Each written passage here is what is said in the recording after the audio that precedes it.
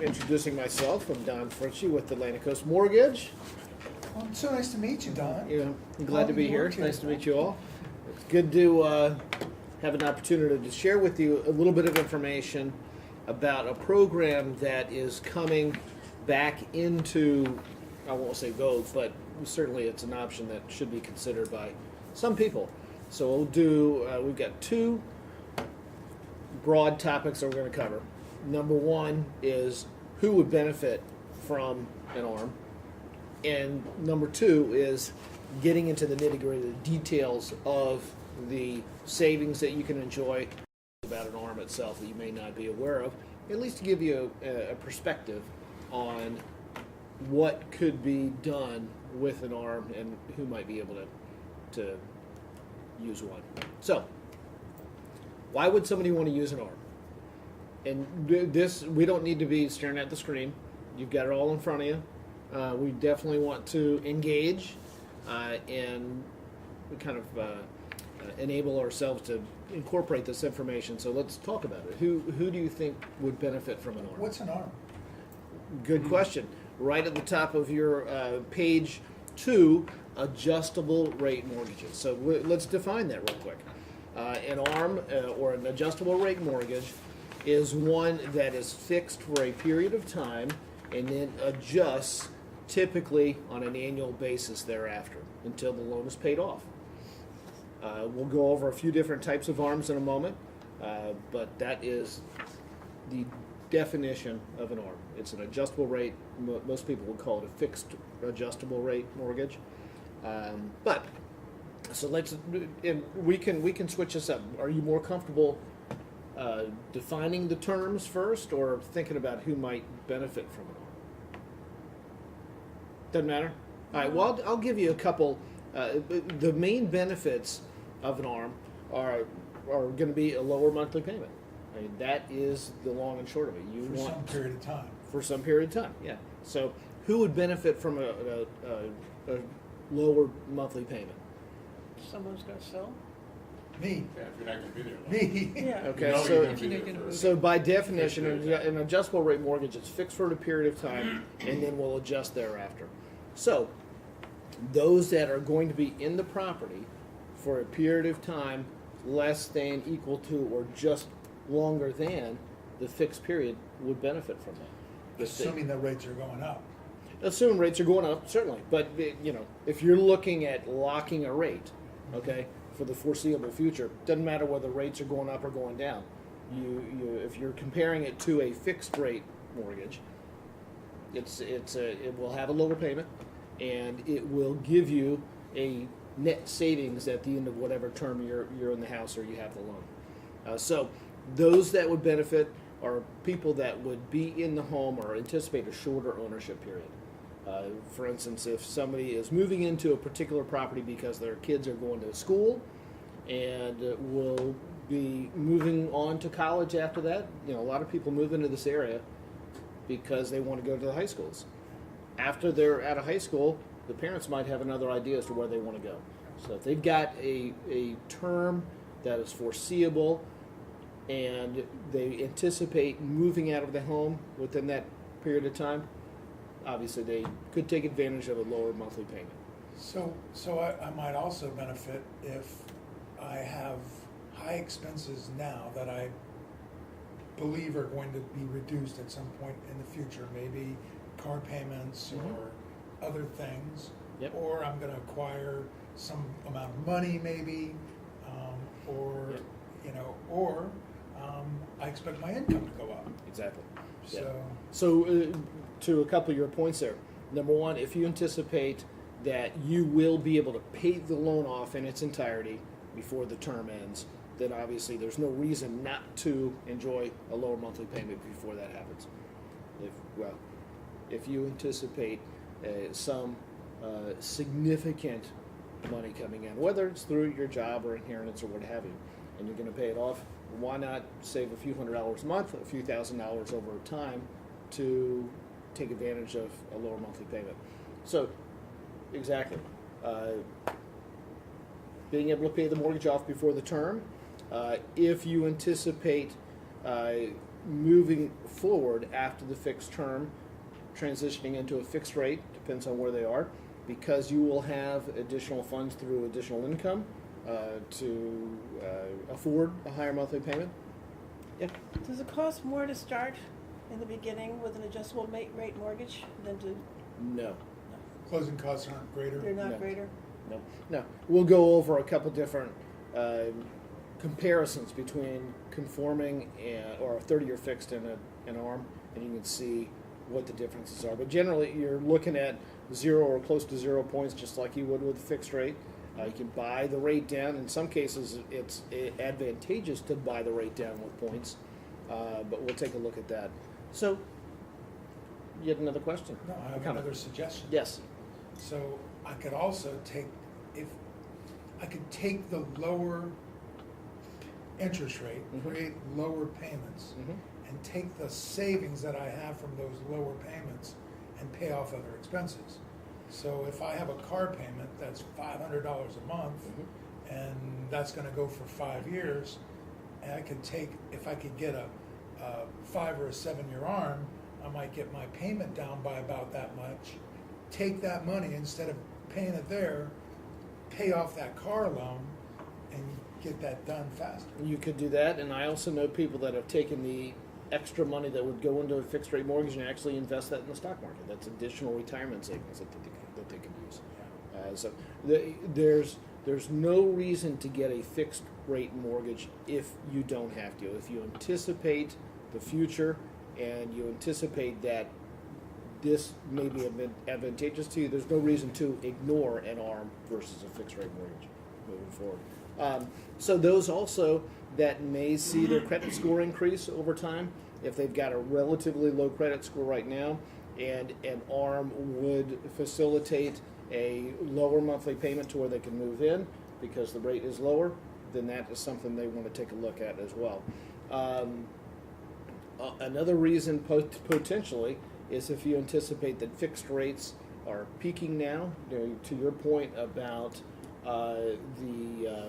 if rates are continuing to go up, but if rates are peaking now, okay, but you need to buy now, lock into an ARM for a period of time and then refinance down the road. You can save now and refinance later. So, a few different reasons, and we'll go over a couple of scenarios that show you who specifically or what price range specifically you would look at as benefiting the most. So, types and terms.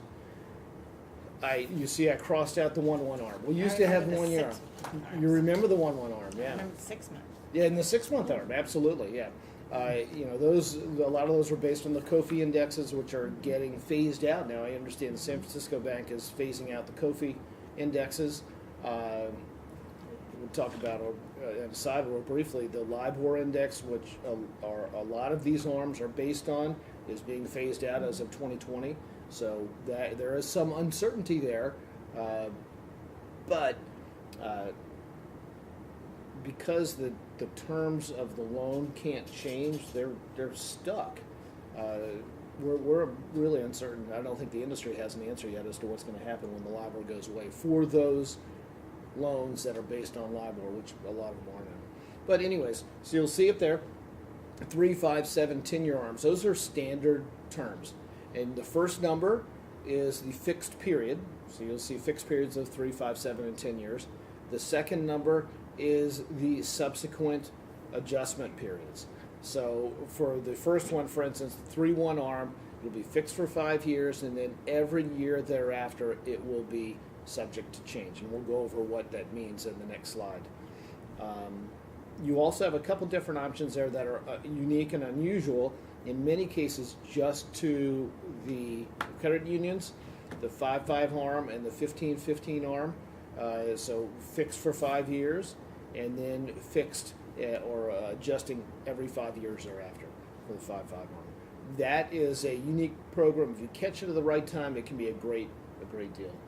In many cases, the pricing is just as good as the 5-5 arm. Right now, not so much, but that's one that I look at frequently to make sure that it might not be an option. If you take the 5.1 and 5.5, would the when they adjust, would the 5.5 adjust higher than the 5.1? Not necessarily, no. They're all going to be based on the same index plus margin. There might be, we can take a look at it, there might be a little bit higher margin on the 5.5, but generally, no. You're not going to see a higher adjustment because the new note rate, when it adjusts, will be based on the same index plus margin calculation. So they capture the money up front. They do capture the money up front to a certain degree, but that's not what these are programs that the credit unions put out as an advantage for their members.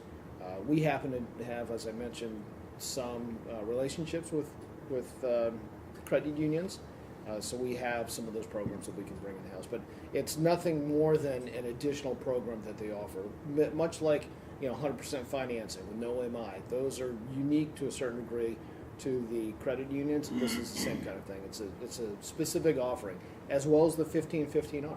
Fixed for 15 years, then fixed for another 15 years after that. We can take a look in a little bit at the specific indexes that those are based on and the margins that those are based on, as well as the caps. And we can identify. Walk through. Yeah, we'll walk through it. Yeah.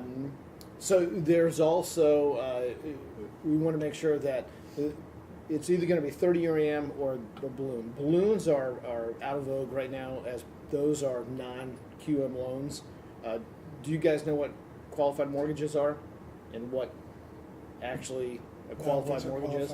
A qualified mortgage is one that is can't have any interest-only payment, can't have any balloon payment, can't have any negative amortization, and it can't have a term over 30 years. What does it mean, qualified? Qualifies for what? It just qualifies for coverage by Fannie Mae and Freddie Mac. So it's a So- Fannie Freddie. Yeah, it's Fannie Freddie. And you Um, can't pay it off early. You can absolutely pay it off early. Is there a Oh. penalty? No. Is there ever a penalty in Virginia? I don't think you can. I don't ever know. I prepay. don't think that Virginia allows for a penalty anymore. You remember the old loans, Oh, yeah, I do. yeah, Mhm. There are the penalties. Band-Aid loans where you had a rate that could get you into anything for about 2 or 3 years, but if you paid it off quicker than that, then you were subject to a Penalty. pretty significant penalty. Mhm. So you want to keep that loan at the higher rate. In my opinion, there was a reason for that, but that's for another discussion. So a balloon payment, they used to have balloons more frequently than they do have now. I don't see those for mortgages anymore. I see them for car loans occasionally, but that's about it. All right, so we'll look at the note rate versus the discounted rate. And for that, I'm going to switch the slide, number one. So the note rate is calculated as the index plus margin. What does the note rate mean? What is that? Yeah, we'll get to that in just a minute. So the note rate is calculated as the index plus margin. The discounted rate is given during the initial fixed period of time. So note rate, calculating that, index is the index that's used that's used in the equation in the future to generate the new note rate. In most cases, it's either going to be the 1-year LIBOR or the 1-year Treasury. Okay, and the 1-year LIBOR right now is 3.1%, and the 1-year Treasury is 2.56%. And did you say did you say the LIBOR is going away? LIBOR's going away in 2020, and So yet they're not issuing new loans with the LIBOR right now, yes, are they? we are. Yeah, as odd as it is, we're still issuing. What happens when it goes away? That's the big question. No, we don't have an answer for that yet. So, and does the LIBOR and the Treasury, do they tend to stay equal margins between the two of them, or do they vary? They vary. They're based on different. The LIBOR is the London Interbank Offering Rate, so that's based on a certain bucket of loans or rates over time. It's a 12-month average over time. The 1-year Treasury is just the 1-year Treasury bond yield. So would you take a loan that was based on a LIBOR? I think if it was advantageous, if I had a shorter time frame in mind, yes, I would, because the note is legally binding.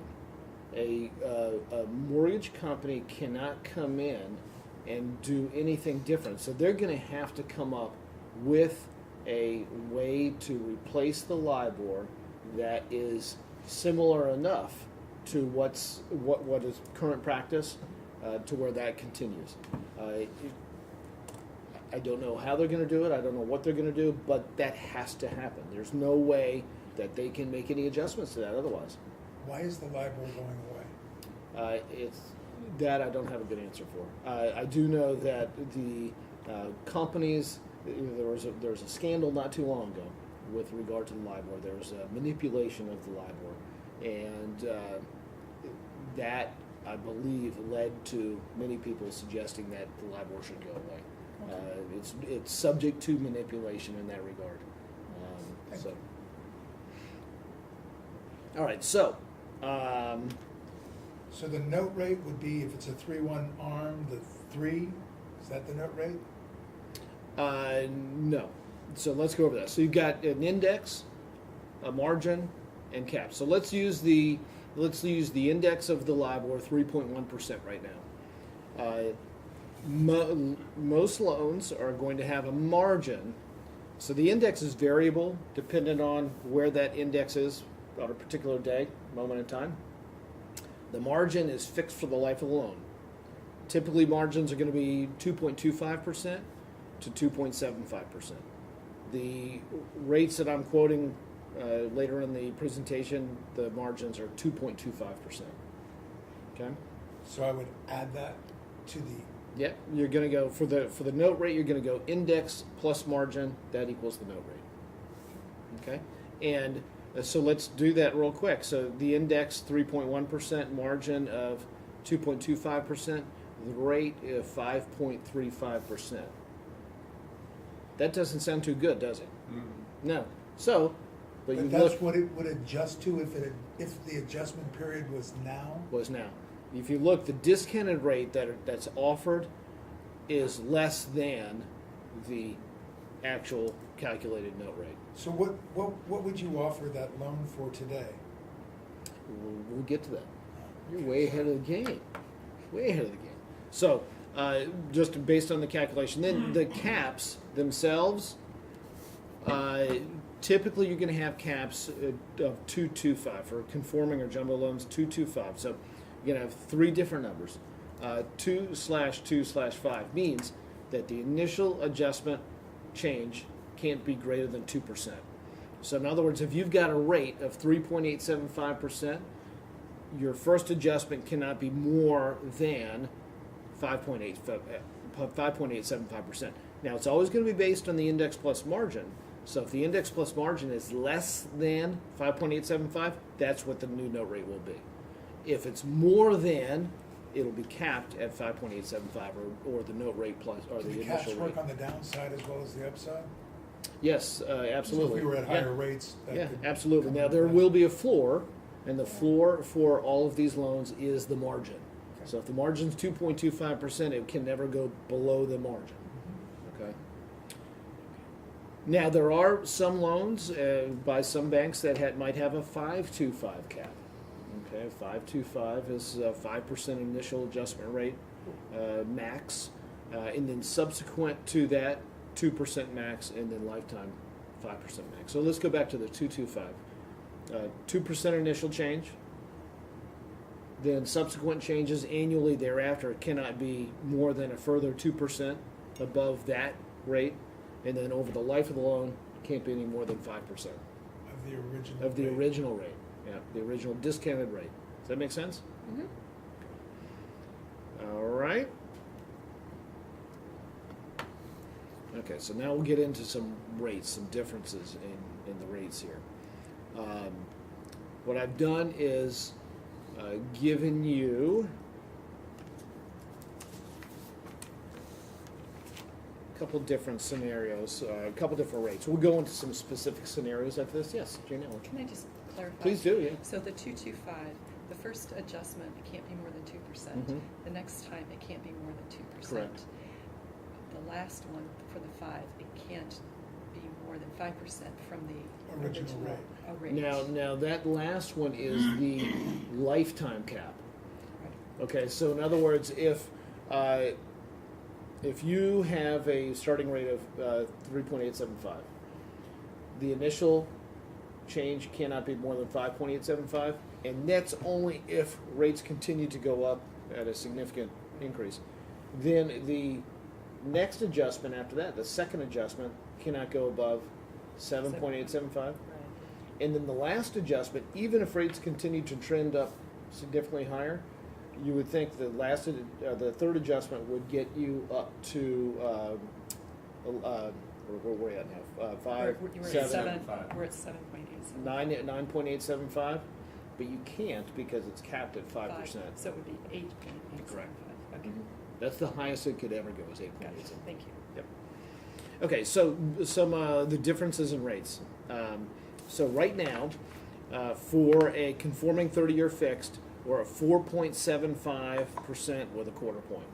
Okay. Today's quote would be, or last night's. would be how much? 30-year fixed would be 4.75 with a quarter point. And I'm going to give you the APR just for kicks. We're not going to go into too much detail about the APR other than I want to show you the difference between the APR and the ARMs and the fixed. 4.75 would be for a fixed rate? That's 30-year fixed rate. All right. Yep. Okay. As compared to what I show on the handout or on the screen at 4.5 with a half a point. I try and keep the pricing similar, but in some cases I can't get it exact. So you'll see you're saving a 0.25%, and I'll show in the next couple slides what that means with regard to your savings and the overall break-even period. But you'll see that also, I'm looking at the APR of 4.75 for a 30-year fix is 4.799.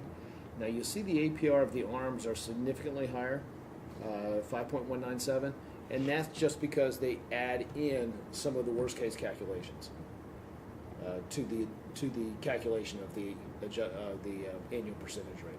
So they're calculating the future changes in that APR, so it's not just the cost at closing. Correct. Like it would be on a Correct. fixed rate mortgage. Yeah. So it's really mumbo jumbo. It really it's so difficult to understand. I put it in here just to wow you with numbers. No other reason than that. So you look at also then a jumbo, and you'll note as we go through this, the conforming and the jumbo are going to be the ones that we're going to focus on. The jumbo current rate is 4.375 with 0 for a 30-year fixed. So you see the jumbo right now, the 5-year ARM is 3.875 with 0. Say that again? The 30-year fixed is 4.375 for a 30-year fixed. Jumbo. What I show on the screen is the 5-year ARM. The jumbo, that's a jumbo 5-year arm? Yep. So the 5-year is 3.875, 3.875, and the 30-year fixed is 4.375. 4.375. So we're getting what, Half a point. percent spread? Yep, 0.5%.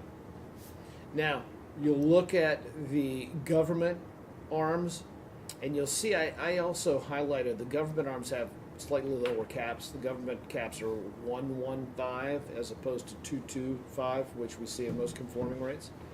So, the government 5-year ARM 4.5% with 0 points for FHA. The FHA 30-year fixed also at 4.5% with 0 points. So 0 advantage there. The VA 30-year fixed were at 4.375 with 0.375 versus the ARM at 4.5 with 0 points. So really no advantage to going to an ARM. That's why we'll focus mainly on the conforming and the jumbo when we run numbers, is there's just no advantage to going with the ARM on a government loan. Okay. Nope, wrong one. Scenario 1, John, your favorite thing. You got your calculator out? Uh-huh. Okay, so we're going to compare the 5-year ARM versus the 30-year fixed. This is for a $500,000 purchase price. We're going to assume a 20% down payment for a $400,000 loan. For Okay. how much? $400,000 loan. I think you said 500. $500,000 purchase price, Oh, purchase price, oh. $400,000 loan. Mhm. Okay, so 5-year ARM, monthly payment. What's the interest rate? The interest rate was, what do we have for conforming? 4.5% Okay. versus the 4.75% for the 30-year fixed. So we've got a current payment for the 5-year ARM of $2,026.74 versus the 30-year fixed of $2,086.59. I also wanted to show you where that first adjusted payment would be. That's $2,528.27. So after 5 years, it will adjust if it comes to worst case scenario, that 2% adjustment, the payment will adjust to $2,528. So it's a significant jump. So what we want to do is, if obviously somebody goes into a 5-year ARM, they want to make sure their time horizon's within that time period.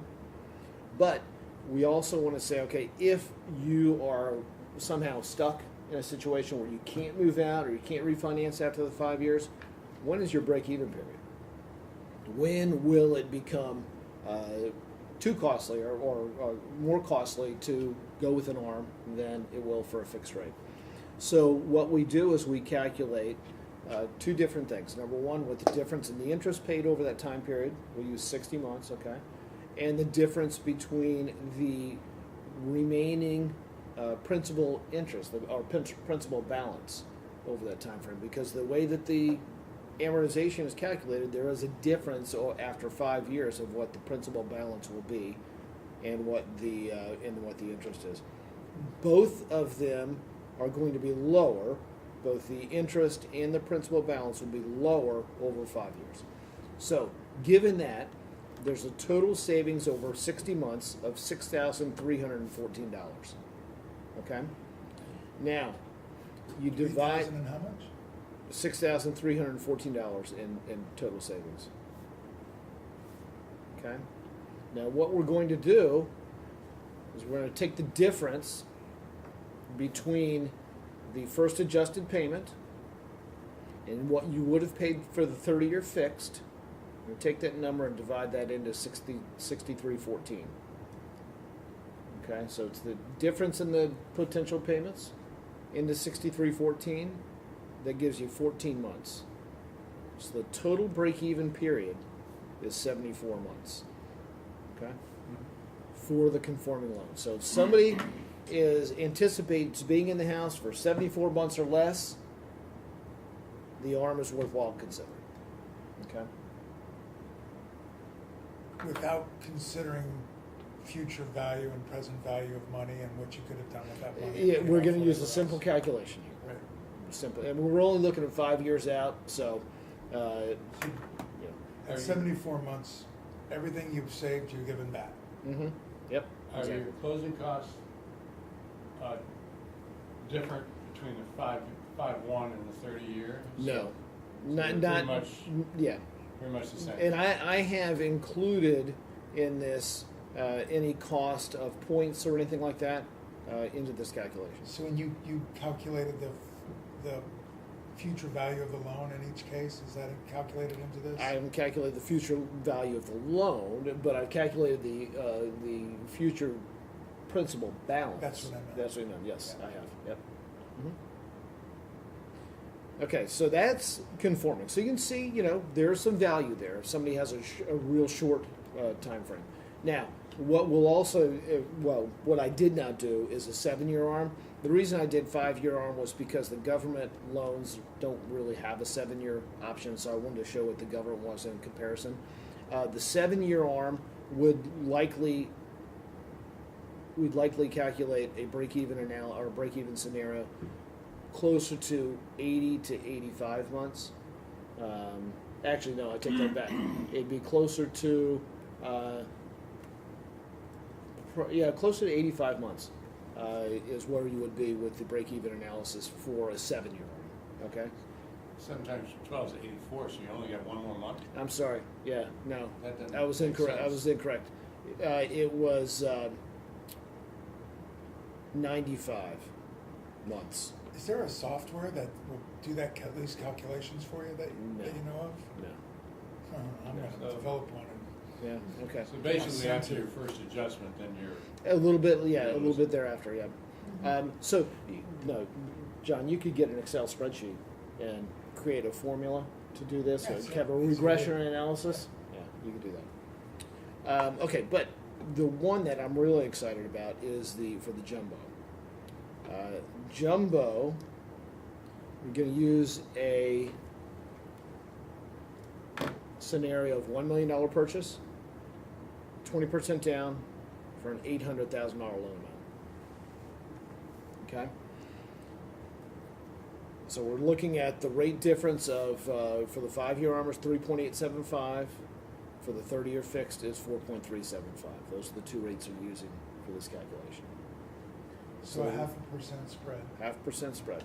See, the monthly payment for the 5-year arm, $37.61.90, versus the 30-year fixed payment of $39.94.28. So you can see about $230 less per month In the first 5 years. in the first 5 years. So then show you the worst case scenario. Again, significant increase over time. If the worst case happens after the first at the first adjustment period. So in order to do this, I would start off with my loan, put in my calculator, all this stuff, and calculate the payment, calculate the future value of that loan, or the future value of that loan, put that number in, take the worst case interest rate and put that number in my calculator, recalculate the payment, and that'll tell me what it'll be for a year, and then keep going through that. Yeah, what That's you have to be in essentially mind what is you that without an amortization schedule, you won't be able to tell where the principal balance is. You've got to actually look at an amortization table. Or have a calculator that'll do that for you. But will the calculator actually figure it correctly based on the difference between an arm calculation? Because they're created differently. We're The going to come principal to balance. you. Yes, you will. Yes, you will. So, again, we're looking at, to calculate the break-even period, we're going to look at the total interest paid and the principal balance, the difference in the principal balance. For this scenario, over 5 years, we see a total savings of about $25,491. That's not insignificant. You know, that's real money that you can use as How John. much? $25,491. As John mentioned, you could use that to pay off a car early. You could use that to fund a retirement account more quickly. So that's real money. Okay. Now, if we look at that, the break-even analysis on that is going to be 94 months if the worst-case scenario happens. So you will be in that loan, or you'll be able to break even after 94 months. Anything less than or anything more than 94 months, we're not sure, but less than 94 months, you know you're going to be saving money. That is, I like the ARM for jumbo products more so than any other because you're seeing such a significant savings over time. But it's what you do with that money that you save that makes the big difference. Yeah. Yeah. So have you guys actually had anybody inquire about an ARM? You know, most people I talk to, and I'll ask them what the likelihood is or what their time horizon is for staying in the house. I always ask. That's part of what the initial analysis as to where I want to put or suggest loans for them. And whenever I suggest, even if they have a shorter time horizon, whenever I suggest looking at an ARM, they don't even want to see it. There has been so much bad press about ARMs, and I get it. You know, people ran into problems, but even those that weren't in trouble were convinced that they were in trouble. For instance, a few years ago, as all the 5-year ARMs were coming to term, the first adjustment period, the indexes were still very, very low. As people got into ARMs in 2008, 9, 10, the indexes were still extremely low. And if people had have stayed in those ARMs, there wouldn't have been any problem. They, in fact, in many cases, would have had a lower monthly payment. Not necessarily the case now, as rates have continued to go up, but it's situational. Every person's situation is going to be a little bit different. So if they know the time horizon, if they know that they can use the extra funds within that time frame, it's always worthwhile considering. So as you're talking with people, if they express a limited time frame within this house, and you hear a lender coming back suggesting an ARM, you don't necessarily need to suggest otherwise. Are there still interest-only ARMs? No, interest only is I'll qualify that. Interest only is a non-qualified mortgage. So we are seeing some interest only loans coming back, but they're very much more restrictive. They're non-conforming, non-qualified mortgage, so typically the rates aren't going to be as good as we used to see. So the answer is yes, but They're available on HELOCs, is that what it's called? well, HELOCs, yeah. I mean, those are true 1 month ARMs. A HELOC adjusts every period to whatever the index plus margin is. But yeah, to answer your question, yes, but it is not going to be a qualified mortgage. Well, they used to be fairly popular. It was all over the place, along with several other loan types. But yeah, I mean, interest only was a legitimate option for people to use, and it worked. For many people, it worked out great. I mean, that really gave you, if it was a consideration of your cash flow month to month, that really gave you the best cash flow. Now, at the end of the period, you're not paying principal balance, that kind of thing. So you got to work all that into the calculation. Any other questions? Those are the only scenarios. We can run through another scenario if you'd like. Any specific scenarios? Do you want to look at a 7-year ARM real quick? I'd like to be able to just look at it and say, okay, here's what it is today, based on the margin and the cap. What could it if it adjusted today? What would it adjust to today? That's what I'd like to see. I'd like to know what the margin is between what the rate is that's given and what it would be if it adjusted today. I'd love to see that. So those are, whenever you get an estimate for an ARM, the caps should be listed, whether it's 225, 226, 525, whatever. So let's take one. Just do one. 225.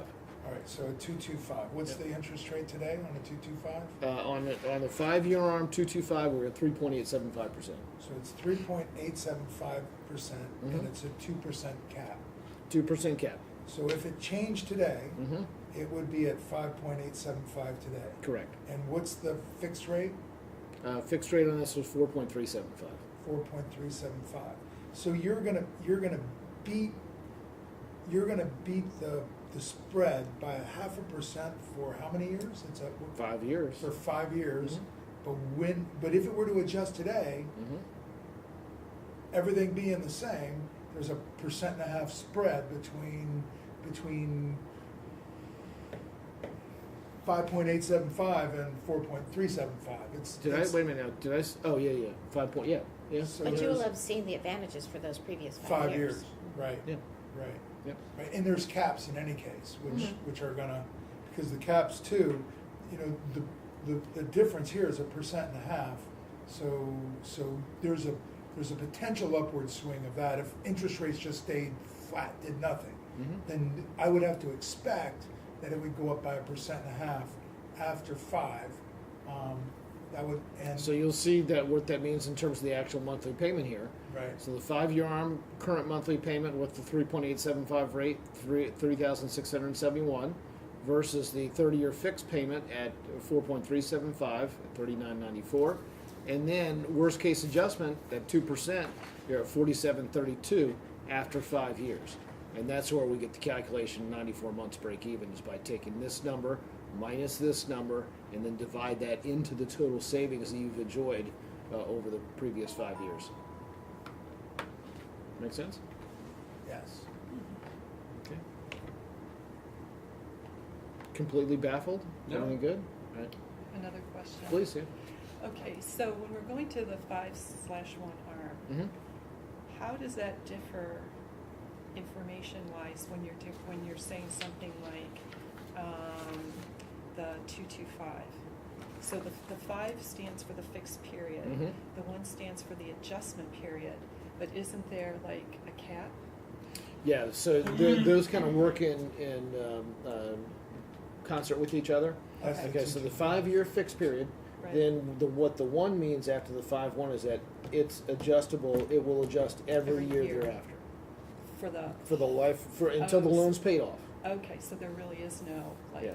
So if you wanted to write it, it'd be a 5/1/1/1/1/1/1 until Okay. 30-year amortization Okay. until it's paid off completely. 25 years. Yeah. And then the So 225 what you'll do becomes- is so if you did this 5/1/1/1/1, so the first cap is 2, second cap is 2, and then the lifetime is 5. The like. Okay. Gotcha. Okay. So these although they work together, they're separate indications. Okay. That was it. I didn't have. It was a informal. No other questions about arms. So if we remember back, we're remembering about the Band-Aid loans where there were prepayment penalties. Those were truly loans that you had to be very careful of, and people got into those loans because they were able to get into the loans. That's the only way they were able to get into the loans, and those loans were there to encourage people to get into the market, frankly, when they shouldn't have. Everybody was getting in the market. Those were then loans that they could use to get into the bubble that we were in. And then they wound up with a balloon, and their circumstances had changed, and that Mhm. balloon came around, they couldn't pay it off, and they couldn't Yeah. refinance. Well, those are the option arms were something completely different, and those were really terrible because Mhm. they had a teaser rate, Yep. and the teaser rate could be fixed for anywhere from a month to a year. Mhm. But when that teaser rate hit, it was Skyrocketed. it was devastating to a lot of people because Mhm. they literally did not know how to accommodate that new Yeah. payment. They And I couldn't. think a lot of that was never explained fully. It wasn't. It wasn't. And Mhm. that's why we had a lot of adjustment to the reporting and the disclosure requirements through the government now. So those loans, you're quoting 20% down, but you don't have to do them with a 20% down. No, don't have to. Could you do them if you wanted to with like an 80-10-10? With the first and the second? Theoretically, yes. A little bit more difficult with the jumbo loans, okay? Although you can do some jumbo loans up to $850,000 with a 5% down payment. When you start reducing your down payment, you see rates start to increase because the risk starts to increase. Yes. So the That's spread the only thing to gets- consider about. When I bought the home I live in now, I bought it with a first and a second trust. Mm-hmm. The second was a 15-year. Mm-hmm. The first, I think I did as a 1-year arm. Mm-hmm. And I still had a lower payment than I would have if I'd done just one mortgage Mhm. at a 30-year fixed. So I took the extra money that I got and I paid down the second trust. Mhm. And I paid that second trust off pretty quick. Mm-hmm. Mm-hmm. And then I refinanced my first, and I took that lower payment with the adjustable, and I kept paying off my first. with You have that to keep lower- in mind, John, back in 1968 when you bought your first house, prices were a little bit lower. It was 1998. Seven. That was my second house. Yeah. But it paid it off. Yeah, yeah. I mean, and you can get creative and do stuff like that. I paid it off faster. You have to be disciplined. Lucky and disciplined. You have to be disciplined. I was lucky because the rate stayed down. Yeah, well, exactly. And I wasn't disciplined, but my wife is. Okay. So, You give as him well Barbara a know. shout out. Yeah. So yeah, you can do all kinds of different things. If you got a long-term financial perspective, even talking to a financial advisor, those things, when you're talking about reducing payments to pay off another loan, you have to be very disciplined in that. It's difficult for most people to do. Most people look at what's my monthly cash flow. What I'd like to see is how does it change what you qualify for? Okay, well, we can work on that. Let's do a quick analysis between the 30-year fixed and the 5-year ARM. Okay, so Typical payment. Let's let's just say that the most you can pay for loan on a monthly basis is $39.94. That puts you at the limit. Okay. Yes. And that's for an $800,000 loan amount. Okay? And we need to re-engineer or reverse engineer what your... Do you know why I'm asking this? Why are you asking If you've this? got a client that wants to buy a home, but they can't afford to buy that home, Yeah. could they afford to buy that home if they're went into an adjustable rate? Right. So the question becomes, do I drive further out? Do I move further out and pay more in gas? Or do I take that adjustable rate mortgage and get the house? Mhm. That's the thought. So Okay. on a 30-year mortgage, 34.28, well, we know what it should, what that should be in terms of what you qualify for in terms of a loan amount, right? Right. If we're using 800,000 as the max you could qualify for with a 30-year fixed of a payment of $39.94, essentially for a 5-year ARM, you could qualify for a loan amount up to about $850,000. So it's a difference of If you're looking loan at amount of 50,000. yeah, on an 800,000. So if you're looking at a percentage wise, so let's say you go up to 1 point. Let's see, And that was on the which arm? that's a 5-year ARM. 5-year arm. So it might give me a 50K spread on a 5-year arm. Yeah. So you're looking at about 5% more in terms of a house, a little bit more. 6.2% to be exact. So they're not gonna qualify you at the max rate? No, for a 5-year ARM, they will qualify you at the 5-year note rate or Okay. the 5-year discounted rate. Mhm. That has actually changed recently. That used to be that you had to go note rate plus 2 Right. was what you had to qualify for. That's no longer the case for most of the lenders out there. They'll allow you for if it's a 5-year fixed period or longer, they'll allow you to qualify at the discounted rate. Is it difficult for a homeowner to refinance if they're in an ARM and they get to that period and then they're like, it's not good for them, Mhm. and they decide, well, maybe they should go conventional? Mhm. Is that easy to do? No more challenging than any other refinance would be. Okay. You've obviously got to qualify at the current rates, given what your current principal balance versus the value of the home would be. Those are the main things. It's all going to be based on qualification.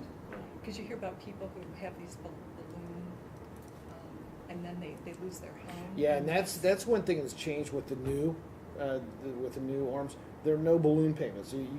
For a qualified mortgage, you cannot have a balloon payment. So yeah, there were certainly situations where people got into these fixed period ARMs with a balloon payment after 10 years. That was a real problem. And they just couldn't refinance. They didn't have 'cause they didn't have the qualify. ability. They didn't qualify exactly. Yeah, That was So the they were only forced reason into a why. sale, exactly. Yeah. if they could sell. If they could sell, or they got foreclosed Mhm. upon, or what have you. Yeah. Okay. We've reached our stopping point. Very good. Thank you very Yeah, much. thanks, Dan. Thank you. That was You're good. Thank you. Yeah, good.